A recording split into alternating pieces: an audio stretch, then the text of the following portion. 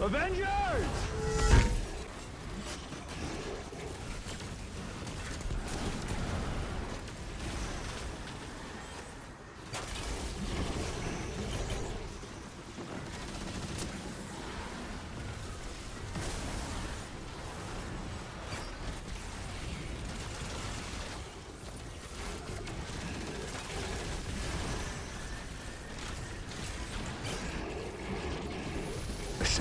There's three constants in life: death, taxes, and Prismatic Titans always being talked about with Consecration. And for good reason. It is by far and away the best Titan setup in the game, and arguably one of the most broken power creep things we have in Destiny. So naturally, it's always centered around almost everything Titan related. But eventually, revolving your entire character around one single thing for all of eternity gets boring. So we're going to try to do something different today.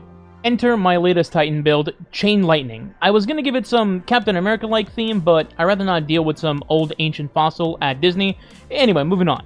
Today's build, believe it or not, will not be revolving around using Consecration to one-shot everything. In fact, we won't even be talking about Syntheseps in general. This Prismatic build will be based around ranged ability crowd control, more specifically the Titan Shield Throw. For starters, this is a Prismatic build that does feature an exotic class item, but it's not your standard Heart of Immolite plus Syntheseps. The combo you're seeing in the footage is Spirit of Severance and Spirit of Contact. Spirit of Severance procs an explosion on melees and finishers, while Spirit of Contact triggers a lightning strike and jolts enemies upon damaging a target with your melee. This is a fantastic combo to have on your exotic class item, although I will say Severance is replaceable. If you happen to have a combo such as Spirit of Assassin plus Contact or Spirit of Inmost with Contact, those also work well too. Now that we've established the exotic perks, let's talk about the build and what the game plan is. As mentioned earlier, our goal here is to be a ranged melee crowd controller. We want to be able to plow through waves of enemies with a single melee through our disruptive abilities. With that said, here's the build. Starting off with the super, you have two choices here, at least in my opinion.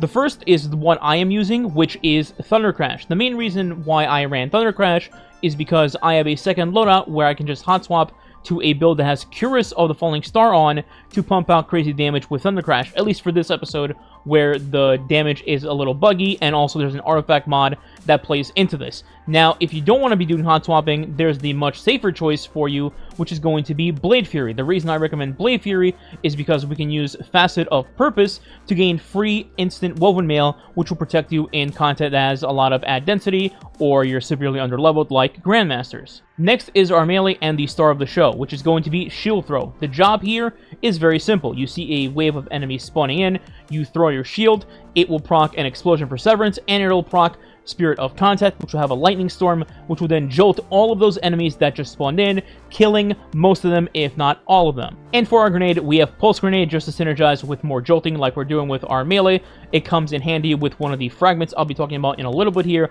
but if you wanted to switch this to something like Shackle for champions, or maybe even a Glacier Grenade to get lots of darkness energy very easily to get into your Prismatic, that's also fine too. For aspects, you'll never believe this, but I'm using Knockout and Consecration. Who could have seen this coming? I can't believe this. All jokes aside, realistically, these are the best two aspects to use on Titan in the game. There is almost no reason to use any of the other ones. Yes, you could use them and, you know, they have a Diamond Lance here and there or what have you, but realistically, Knockout is too stupid to take off, and Consecration is just the best of the last four remaining. And in this build, while I personally didn't make it to use Consecration, you still can utilize Consecration if, say, you're in Prismatic and you want to just slam the ground a bunch of times instead of throwing your shield. Okay, now onto Fragments. So I do want to note that depending on which choices you make, like which super you want to use, these Fragments might be a little different for you, so you might have to tweak a little bit. With that being said, the first one is going to be Facet of Courage. Your Arc, Solar, and Void abilities do increase damage to targets afflicted with a Darkness debuff. In my build, I'm using Thunder Crash, so when I utilize T-Crash, I'm going to simply hit the boss with my sidearm, which has Chill Clip. That'll give it a Darkness debuff, and then I'll do big damage with Thunder Crash through that. If you're not using T-Crash, then you can swap this out for something else. In the second slot, I have Facet of Dominance. Your Void Grenades weaken targets, and your Arc Grenades jolt targets. So this is why I have Pulse Grenade that I mentioned earlier. Technically, if you want, you could put Suppressor Grenades on, and that could be your weaken on an enemy or a boss as well. Otherwise, if you're not using either of those grenades, you can just take this off and put something else in. Next up is Facet of Balance. Rapidly defeating targets with light damage grants melee energy. So ideally, you throw your shield, the shield will kill a bunch of enemies, and then you get refunded melee energy back, so you can just cycle through your melees that much quicker. Number 4 is the staple to every Prismatic build, Facet of Protection. When you're surrounded, you are more resistant to incoming damage. That's it. I don't think I need to explain any further. And my last fragment, which is up to debate as well, if you want to swap this out, you totally could, but I have Facet of Dawn. When I do my power melee hits, which is our shield, we will become radiant, and then that will help me do more damage with my weapons, which I do actually use in this build to get my melees back faster. Speaking of weapons, let's talk about that now. In our top slot, for the kinetic slot, I had 2 weapons that I was using for this build. Number 1 is going to be what you see on screen most of the time, which is Lost Signal. This episode, it weakens enemies when you shoot them with it, as well as building up tons and tons of darkness energy very quickly. The other weapon I mentioned earlier is going to be the Chill Clip Sidearm, Tanasha's Mastery. Simply shoot an enemy with it, they now have a darkness debuff, and you can take advantage of Thunder Crash. And even if you're not doing it for that specific purpose, it also can build darkness energy very quickly. Now for my heavy weapon, some people might be surprised by this and not even know what this weapon is, but I'm using the Plank Stride machine gun from Season of Plunder. The reason I'm using this machine gun is because it is the only machine gun that can roll Pugilist, that I know of at least. For those of you that don't know what Pugilist is, it states final blows with this weapon generates improved melee energy. And then dealing melee damage briefly improves this weapon's handling, but we don't care about that part. So this weapon allows me to kill a bunch of trash mobs and then get my melee back very quickly, because remember, we're not using Frenzied Blade, so we don't have 3 slots of melees just waiting on command with our Prismatic spamming. For our last weapon slot, it's kind of a toss-up. You can put in whatever you like here. I personally went with the new Vantage Point Pulse Rifle for a couple of reasons. 1, it can stun unstoppable champions. 2, it has jolting feedback on it, which means it can synergize with our build. Also, if you're using Facet of Purpose with having Thunder Crash on, this means that when you get amped through Purpose, you now can proc jolting feedback that much faster on enemy groups, which, jolts targets faster. Now, do you need any of these weapons to make this build? No, you don't. You can run other stuff if you'd like. They're not mandatory or anything like that, just some recommendations that I wanted to make.